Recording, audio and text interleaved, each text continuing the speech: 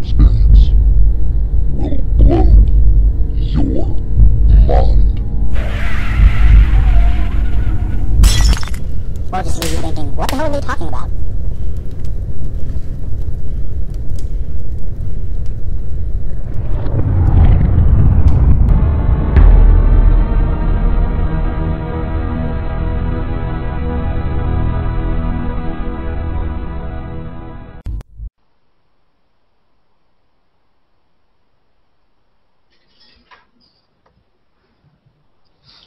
Hi, and welcome to the first roundtable discussion of the M Cluster. I'm your host, Slider, and today we'll be talking about the Avengers. With me are my co-hosts. We've got Ty. Hey, how's it going? My name is Tyrone. You can call me Ty, but, whatever you want to call me is fine. Just to give you a little bit about myself, I have a wide range of interests from video games to photography to female anatomy. Just kidding. Basically, I'm just chiming in to express my views on movies and whatever else comes along. So, yeah. So what makes me qualified to talk about movies? Well, I have an internet connection and half a brain. If that's not enough, then nothing. Enjoy. All right. And also joining us, we have Brandon. Good evening, folks. My name is Brandon, as Slider said. I come joining you tonight. I also have a wide range of interests. I've seen a great many movies. Outside of that, we're just going to be talking about movies in general throughout this, whatever you want to call it, discussion. Alrighty, and last but not least, we have the man with no voice. That would be Dante.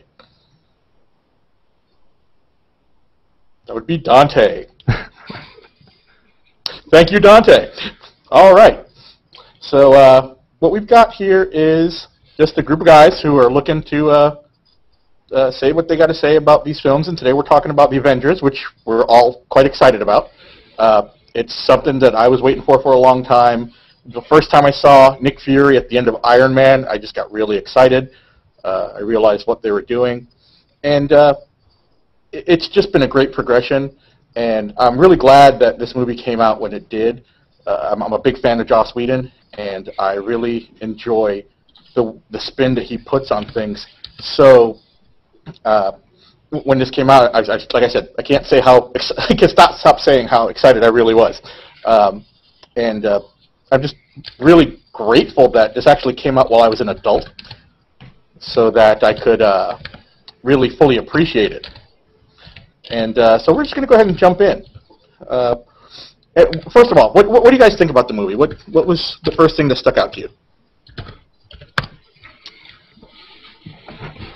Well, personally, I really like the balanced ensemble cast that Joss Whedon put together. I thought it was very I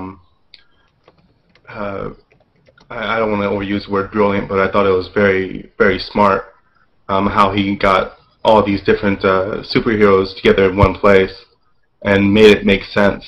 You know, it's not like, oh, you're good, I'm good, let's be good together. No, actually, there was some internal conflict going on. There was, rivalries that built during the course of the movie, and it seemed natural, which, making something natural with superheroes involved is kind of hard to do, and I really appreciated that. I also really enjoyed the fact that you got to see some of the classic battles that were in comics, even if it was only for a few minutes here and there. Iron Man against Thor, Thor against Hulk. Those spoke loudly to fans of any of the individual characters as well as just fans of the Avengers. Another thing I enjoyed was probably the Hulk the most. Well, the Hulk that we saw on screen this time was the Hulk that everybody's been waiting to see. This is by far the single best Hulk action that has ever been on a live screen. And I think part of that is due to the fact that Mark Ruffalo did the motion capture for it instead of everything being CGI, so it just adds that little bit more realism to it. Actually, I didn't know that about Mark Ruffalo. I didn't know he did the motion capture. Yeah, there was actually a interview that was done with the character that played Loki, the actor that played Loki, and one of the things he said he really enjoyed was seeing all the superheroes walking out on set into their costume and just having this big moment, and then seeing Mark Ruffalo in what he called green and white striped pajamas. And that's what they were using. They had all the motion capture balls on the suit. So everybody got to act very seriously, and then he was in these just funny-looking clothes, and that's something that I wish I could have seen in person. Okay, I look forward to the outtakes in the DVD. He probably looked like a DC villain. And so one of the things that I was really excited about when the movie started is right off the bat they showed that this movie was going to have great writing. It was going to have banter.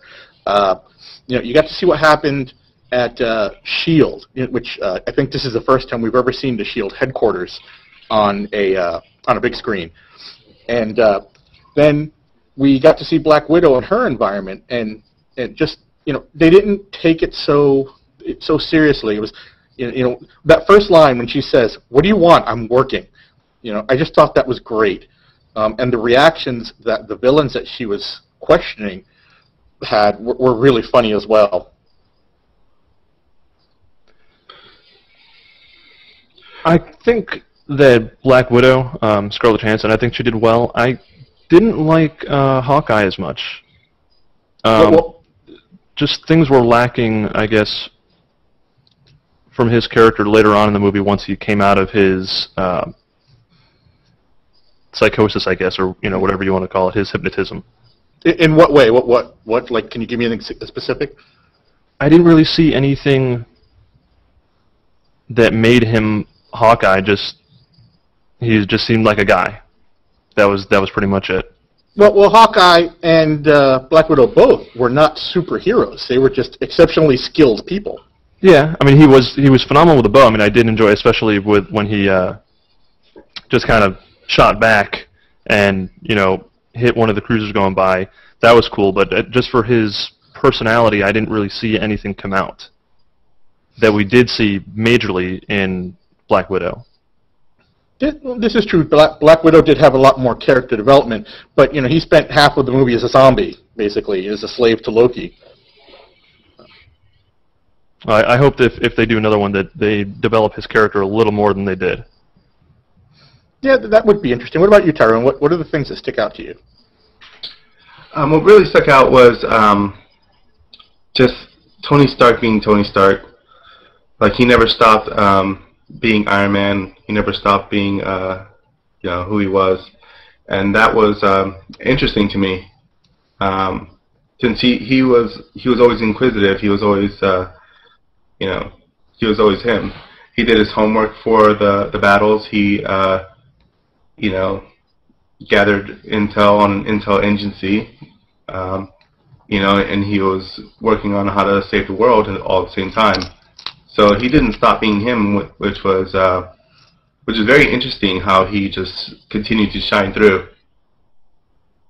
Well, it was interesting that he was one of the lines he had in the movie is an intelligence agency that fears intelligence.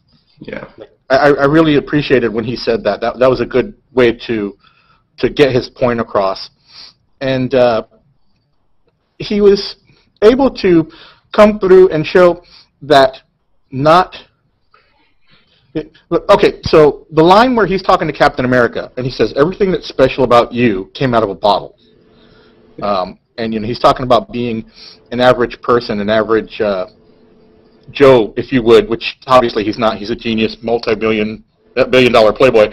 But he just kind of gets across that I care, even though I don't do it in the way that you do. And that's something that really resonated with me in the way that he portrayed his character. Yeah, Captain America was trying to get on Iron Man that he's like, oh, you don't, you're not willing to give it all. You're not in this 100%. And seemed to me throughout the movie like he was pretty much the only one giving it 100%. He was, he saved the day numerous times, and that was him. He put himself on the line more than anyone else did. So. Well, that's a little hard to say too. I mean, Captain America basically died 70 years ago, and everything he ever knew and loved is gone. So it's a little hard to say he's the only one that put anything on the line or gave up anything. Well, you can say the same thing about Iron Man. He pretty much died 10 years ago, and he still has that little shards of metal going towards his heart, dying every day. Yeah, well, but he had a rebirth. Captain America just woke up. Sort of rebirth to me. World. I'm sorry, say again, Brandon? I would say, yeah, he just woke up to a different world. Right. Captain America didn't go through any changes. He's still who he is. Tony Stark actually sees the world through new eyes. Yeah. And that was another thing that they had said, that when they talked about the generator in his chest, that's how it's keeping him alive. I really enjoyed how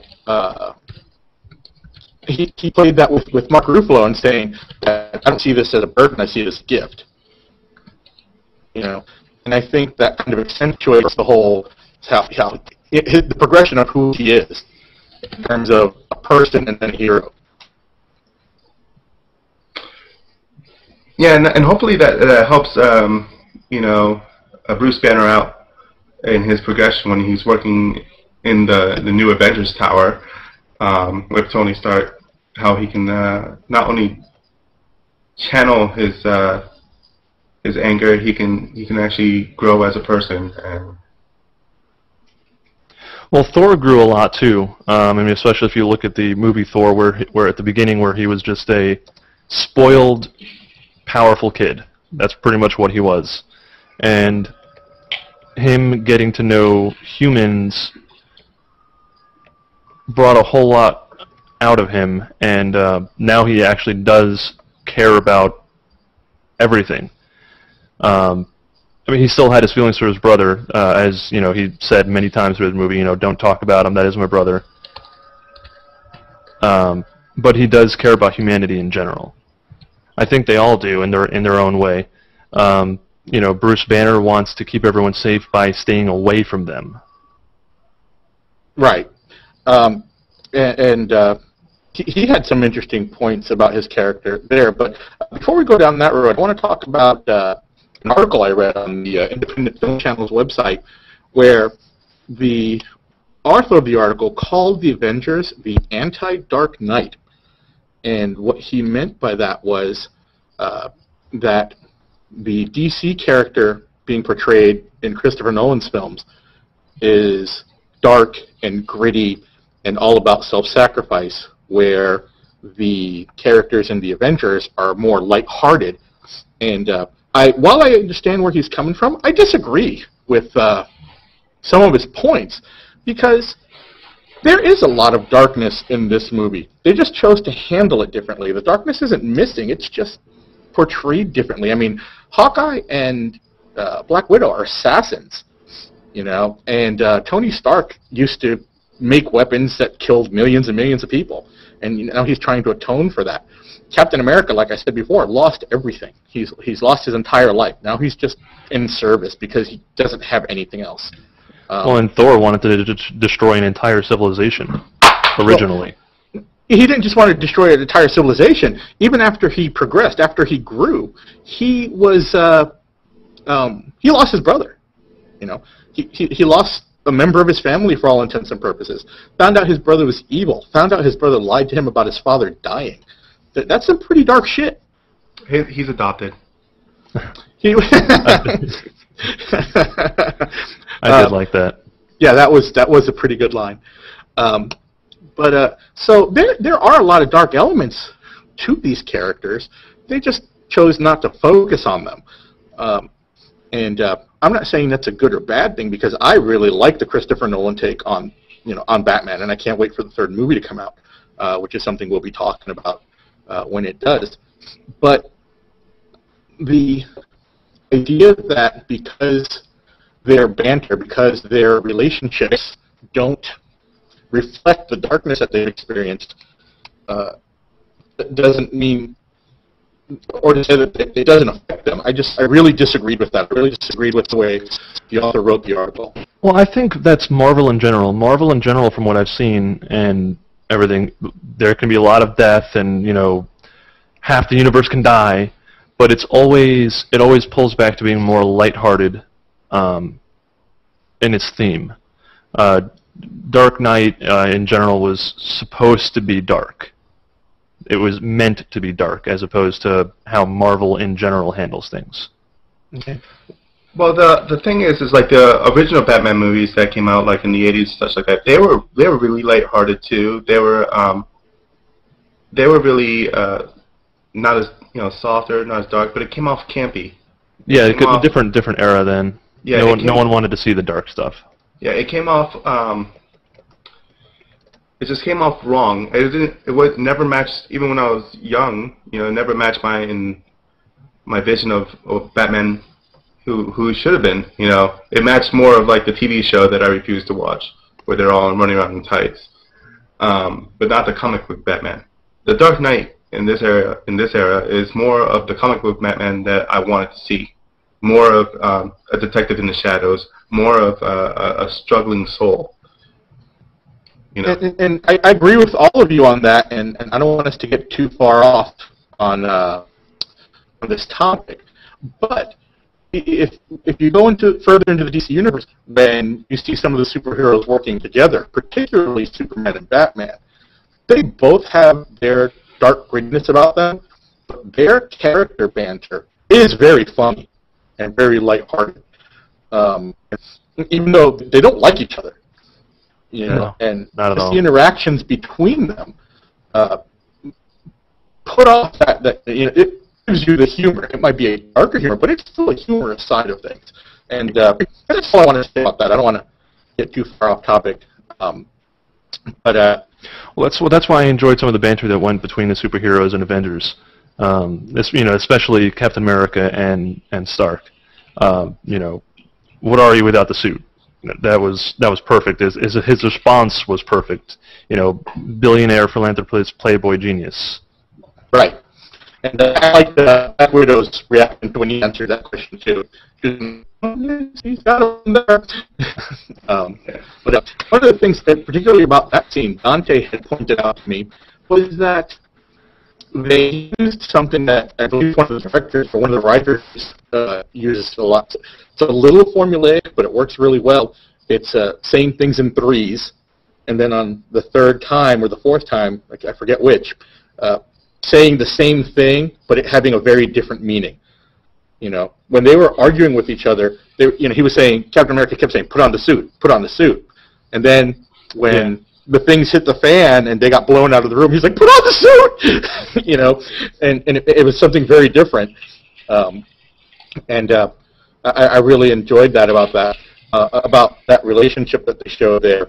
I also want to point out with Scarlett Johansson, that was something that really surprised me. Her performance as Black Widow, I think, was really well done. I'm not a terribly big fan of Scarlett Johansson, but I think she did a really good job in this. And that really hit me when she first went to go talk to Bruce Banner in India. When they were talking and they were in the room by themselves, and Bruce Banner jumps at her and yells and says, "Don't lie to me."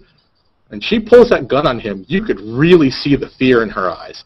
And that was something that they kept consistent throughout the entire movie. She was afraid of the Hulk. Yeah. And she doesn't fear anyone else. Right. And I think that was done really well. And someone pointed out to me that it was an issue of control. She has obviously no one has any control over the Hulk. Right, but she's typically used to being able to control the situation. Yeah. And I'm being told that this stole Tay's line. That's fine. But no, her performance was really well done in this. I think she fit it really well. The one that I actually was concerned about was when they announced Mark Ruffalo, because unlike a lot of people, I liked the Ed Norton Hulk. I did. I enjoyed Ed Norton a lot, much better than what was his name? Bruce Banner or Eric Bana? Eric Bana, yeah. That was terrible. Yeah, it was. It was awful. And I'm really glad that they decided to do this. And unfortunately, I've heard, I don't know if this is true or not, but I've heard that they don't plan on doing another standalone Hulk movie, which I really wish they would. And I've also heard that they're not going to have a Hulk cameo in Iron Man 3, which almost doesn't make any sense to me because he left with Tony Stark at the end of the movie, and Tony Stark had offered him a job at... like I said, that could just be a trick statement. You know, they could say, hey, you know, the Hulk will not have a cameo. Okay, fine. Bruce Banner could have a cameo, though. Yeah, this is true. This is very true. I'll go over some of the things that I found when I was researching this book for this discussion. One of the things that I didn't even know until the very end of the movie was that Marvel was a subsidiary of Disney. I had absolutely no idea. Yeah, I hated that when I found that out. I don't, because Disney has backing and they're allowing Marvel to do what they want to do. That I'm thankful for, at least, was that they're allowing Marvel to do what they want to do. When I first heard that that Disney was buying out Marvel, I was like, what the crap is that? They're going to turn everything into little fluffy cartoons. It's going to be terrible. And that obviously was not the case here. I'm really glad that they allowed Joss Whedon the freedom that they did in making this movie. And just the difference that it makes to have someone making the movie that really has respect for the source material. I mean, it just makes a huge, huge difference. One of the things... I'm sorry, go ahead. I would say one thing I am glad about that Joss Whedon didn't do, I'm glad he didn't destroy someone's relationship. And, you know, there's still the whole thing with Thor and his love interest, and there's the Captain and his love interest. Well, he never got to meet the cellist or talk to the cellist again. That's true. He never got. That's right. He killed the one guy who was getting ready to see the cellist. Yeah. So wait, what? Clark Gegg's character, the agent. Oh, okay. Or Phil. Yeah. He was seeing this cellist, and they talk about her twice in the movie, and then they kill him off. So that's one thing that you could get the Whedon-esque take on it. Well, they maybe killed him off. Yeah, that remains to be seen. I'm not going to speculate about that one too much. Agent Coulson was a very well-liked character. So they may very well find a way to bring him back. Well, bringing it back to the choosing of the director, I think since the Avengers was highly anticipated, backed by Disney and Marvel, that they could take a chance on Joss Whedon. You know, Joss Whedon is not a big blockbuster movie director. He does very good with shows and very, very good with writing with ensemble casts, but he's not a big action star director. Up to this point, he hasn't been. But Joss Whedon has one of the largest followings of any director working today. I mean, everything he does gets a cult following. And also, as far as a financial standpoint, he's relatively cheap. Well, at least he was before the Avengers came out. That's actually one of my concerns. I hope that the success of this movie doesn't change the way he does anything, because I really like the way he makes his shows and movies. The next thing that I want to do, kind of tied into what we're saying here, is Joss Whedon really likes to reuse his actors, and I'm noticing that more and more with some of the authors that are, directors that are out there now. But Joss Whedon tends to do this a lot, and in reading through some of the people that were trying out for this movie, one of them was Morena Baccarin. She was going to play the part of Agent Maria Hill, who, as you guys may know, is played by Cobie Smulders, who is Robin on How I Met Your Mother. What's interesting about that is that Allison Hannigan, who's her co-star on How I Met Your Mother, who is a very... Her and Joss Whedon go way back. She's an alumni, was the one that suggested her for the part. All right? And Morena Baccarin, who is from Serenity, read for that part, who is also a Joss Whedon alumni. There is a Jessica Lucas, who played in Cloverfield, or her more menial roles, in my opinion, in 90210 and Melrose Place. Mary Elizabeth Winstead, who is going to be in the upcoming movie Abraham Lincoln Vampire Hunter, which I am looking forward to. Yeah, I am looking forward to that. Amanda is not. Well, she could stay home. I'm going to get in trouble when she watches this. But another thing is the way the actors devote themselves to these movies. Chris Hemsworth had to change his entire diet in order to keep the physique that he built in order to play Thor. You know, I mean, this is not a little thing for him. And one of the interesting quotes I heard was something Mark Ruffalo said. He referred to playing the Hulk as this era's Hamlet. And I think that's a pretty big statement. You know, you're talking about William Shakespeare, like the granddaddy of all writers, right?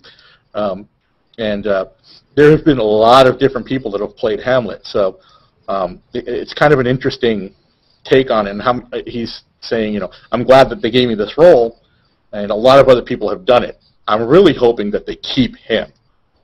Well, I think they will. I think he did a great job, and he's actually excited about, you know, being Bruce Banner. I have no.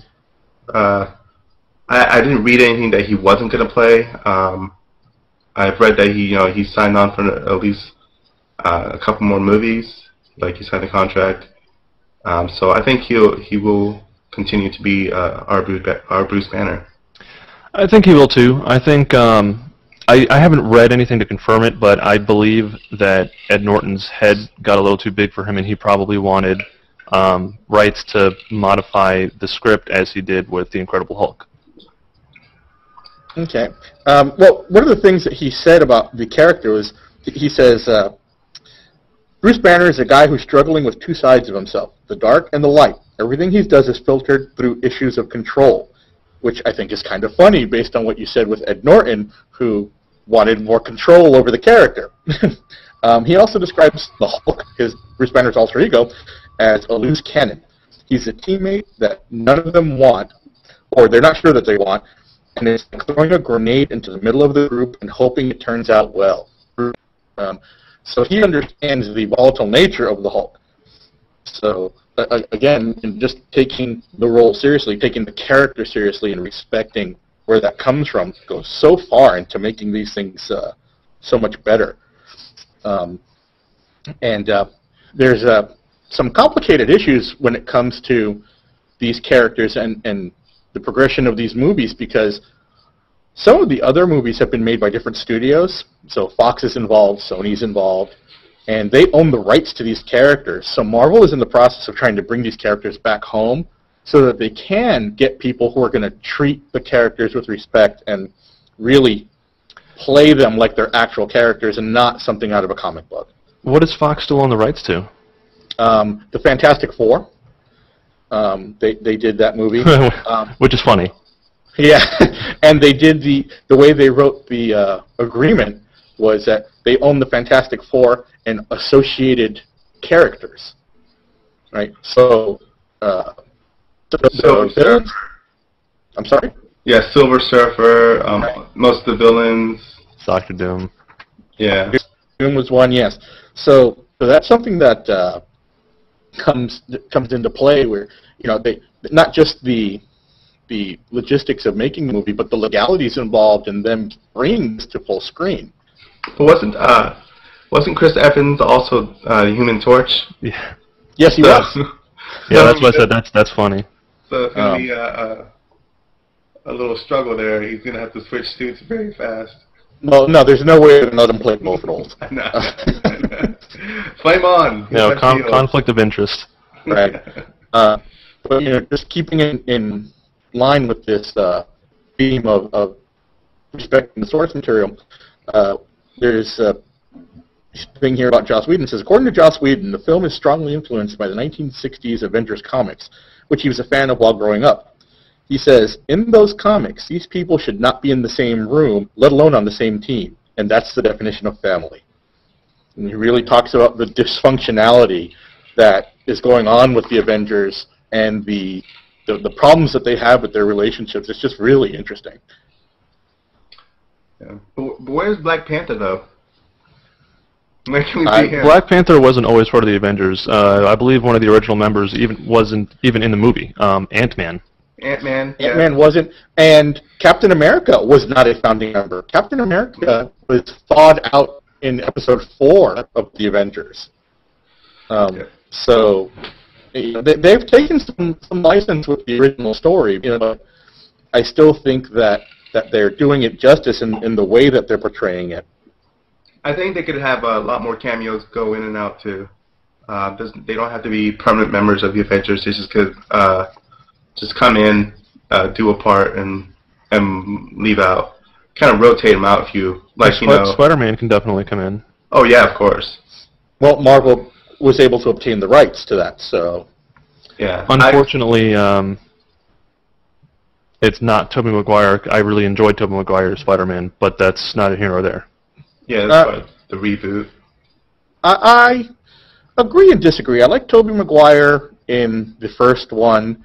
By the time I got around to Spider-Man 3, I really, really, really hated his character. I think they just did a really bad job with the writing, and it's probably not Tobey Maguire's fault, but I really disliked Spider-Man 3. But that's a whole other topic.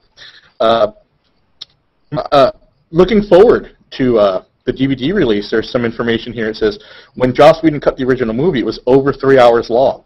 There's about 30 minutes of excise footage that's going to be in the DVD release, most of it revolving around Captain America.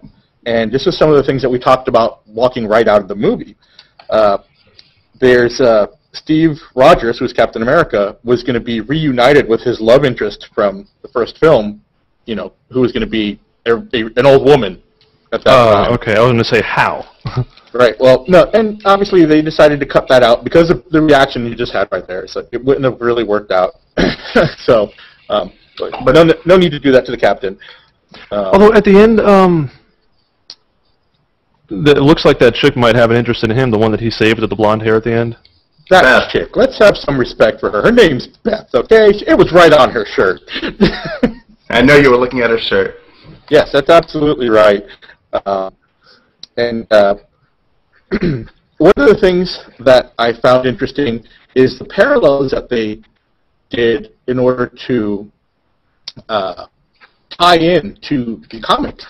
One of the things that they did with Thor is a large part of the time he's wearing his Asgardian outfit out sleeves, and that's a specific nod to the first few episodes of Thor, or first issues of Thor, where that's what his uniforms look like. We also get to see him without a cape, which is not something you get to see very often.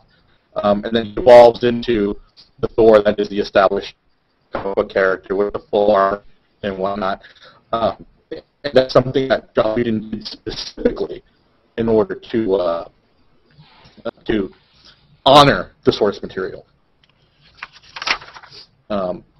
There's also something that you and I had talked about, Tape, where they hired actual military personnel to shoot some of these scenes to add reality. And I don't know if you want to talk a little bit about that. Yeah, actually, one of my old roommates, when we went to school together in Arizona, Tim Mackin, let's go in if you see this. He was actually one of the gunners in Cleveland, Ohio, on top of the 50 cal when they pulled in the National Guard, which is funny, he's an actual National Guard member. And I really thought it was interesting that they would go as far as to do that, because they could easily hired actors just to sit in the truck and pull in. But it was really a really good nod to our service members and having a local asset right there in Cleveland, Ohio, just pulled in the National Guard just for maybe 30 seconds of camera time, but still it was pretty pretty decent of them. They didn't have to do that. Something that was interesting about that, too, the scenes that were filmed in Ohio were originally supposed to be filmed in Michigan. And the reason they moved it is because Michigan decided to repeal their film tax rebate. So they were going to pay more taxes by shooting in Michigan. They decided to move. So that's an interesting little tidbit. Something other people I'm sure know by now. The first film grossed. This is the first film to gross over $200 million in its first 3 days. So that's quite an accomplishment. Another little kind of inside joke that they did is they refer to Loki as a dethroned king when they're talking about him. And then when the Avengers first find him, he's supposed to be in Germany, and the address that they use is 22 Koingstrasse, which Koing is the German word for king, so he's at 20 King Street. That's awesome. So I thought that was a little funny. Also, one of the just attention to detail things is when Loki and Thor leave the plane and are on the top of the mountain, there are two ravens that fly by. And in Norse mythology, Odin had two ravens that would give him information about what was going on Midgard, which is Earth. So there's a lot of interesting things. I can go on and on about stuff, but I think it was really just overall well done. A lot of people obviously enjoy it. I've seen it 5 times, so there's a lot of good stuff there. So we're going to go ahead and wrap this one up. Any final thoughts, Ty? No, that's just, I really am looking forward to the next Thor movie, the next Captain America, the next Iron Man, and of course the next Avengers. So what about Nick Fury? They're making a Nick Fury movie. Yeah, I'd like to see how that goes along. But that's pretty much it. I really enjoyed the movie, and I was really appreciative that that it was done in the way it was. Brandon? Outside of, like I said, I just wanted more character development for Hawkeye. Outside of that, I had nothing bad to say about the movie. For a first, I mean, I really can't think of anything bad about the movie. So, I mean, like I said, you saw it 5 times. I saw it 3. I look forward to seeing the up-and-coming movies from Marvel Studios in general. They've done very well since they have established themselves as a movie studio. Absolutely. Of course, you know, I've got nothing negative to say about it, which in the upcoming conversations that we have with this group, we'll find is a very uncommon thing. I've always got something negative to say. So the fact that I came out of this movie feeling that there was nothing missing from it was just, I think, a big thing in my eyes. Okay, so I think it's time to select our next movie. So we've got that, but we're going to do this at random. What we did is we each selected 20 movies that we wanted to talk about, and we are going to use bingo in order to choose these movies, which ones come next, because we didn't want to set a schedule, so we want to keep things fresh. So we're going to go ahead and pick the number of the movie now. So if you guys...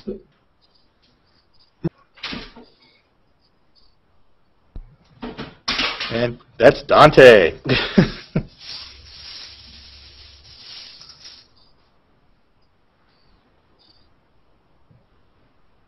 B11. Alrighty, and what movie does that correlate to? Let's see, is this even seeable or viewable? No, it's just a big blur. Okay, so Dante, what is B11? He's checking now. No. Serenity. Serenity. Oh, I love it. I love it. I'm quite happy about that choice. Yeah, I bet you are. I think you It's guys an awesome movie, but yeah. You guys have great taste in selecting random films. And I'm sure you will all have nothing but nice things to say about this movie. You just wait until Star Trek gets picked. So, at any rate, I hope you enjoyed it. And I'm looking forward to doing this more and more. Again, we're going to be on Sunday nights. The roundtable discussion is live. However, we'll be doing some produced content that we'll be hosting at our YouTube channel, which is youtube.com/VMCluster, all one word. Or you can catch us on Google. You can catch us on Facebook. We're on Twitter @VMCluster. And we're just looking forward to getting more viewers and getting you guys to participate and providing more content. Hopefully, we'll provide some insight and maybe give you a few laughs. And on that note, I'm going to go ahead and say goodnight. Tyrone? On that note, like us on Facebook, MCluster. Follow us on Twitter, the MCluster. And, of course, find us on Google+, like the page, or one-up the page, and put us in your circles. Go ahead and follow us. We hope to see you soon. Brandon? See you guys soon. All right. And that's a wrap. Stay tuned for the background information video on next Sunday's movie, Serenity.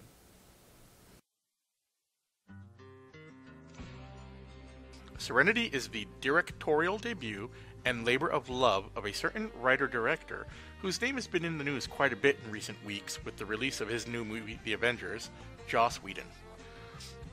The release of this movie is the culmination of a journey that began on the small screen on September 20th, 2002. Based on the short-lived television show Firefly, this American space western is set in the year 2517. The Earth that we now know, or Earth that was, is little more than a myth told to children in school. It could no longer sustain our numbers. We were so many. So the people of the time set out to find a new solar system, with dozens of planets and hundreds of moons. Each one of them was terraformed, a process taking decades, to support human life. The central planets formed the Alliance, instituting the version of civilization that they found appropriate. The outer planets, where life was not so easy and people more diverse, became the new frontier. As the Alliance sought to control the outer planets, the people of those planets resisted. The resulting civil war was devastating.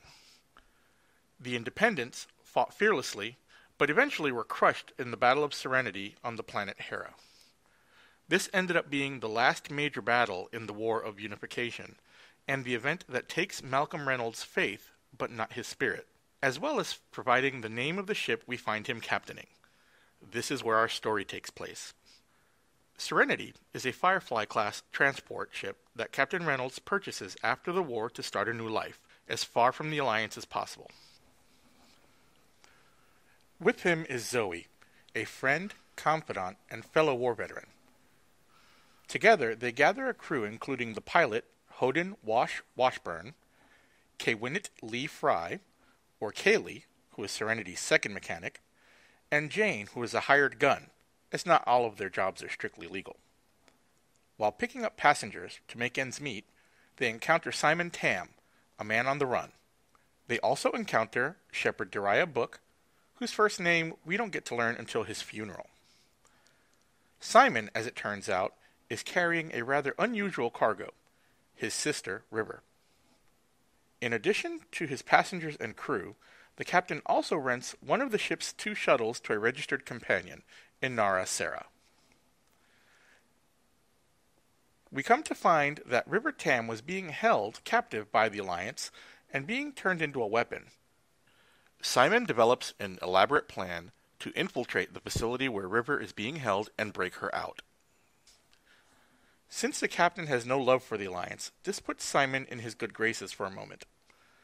Their experiences bring them together as a crew, and we follow them as they go through their day-to-day struggle of simple survival and avoiding the Alliance. However, the movie takes a twist on the show in that their story brings them in direct conflict with the Alliance, ending in a spectacular showdown both in the air and on the ground. Serenity's incredible ensemble cast, brilliant writing, and wonderful special effects takes us on a 2-hour adventure that entertains, tortures, and enthralls everyone in their own way. I highly recommend, if you have not seen this movie, that you get your hands on it as soon as possible, make some popcorn, dim the lights, and prepare for a wonderful adventure.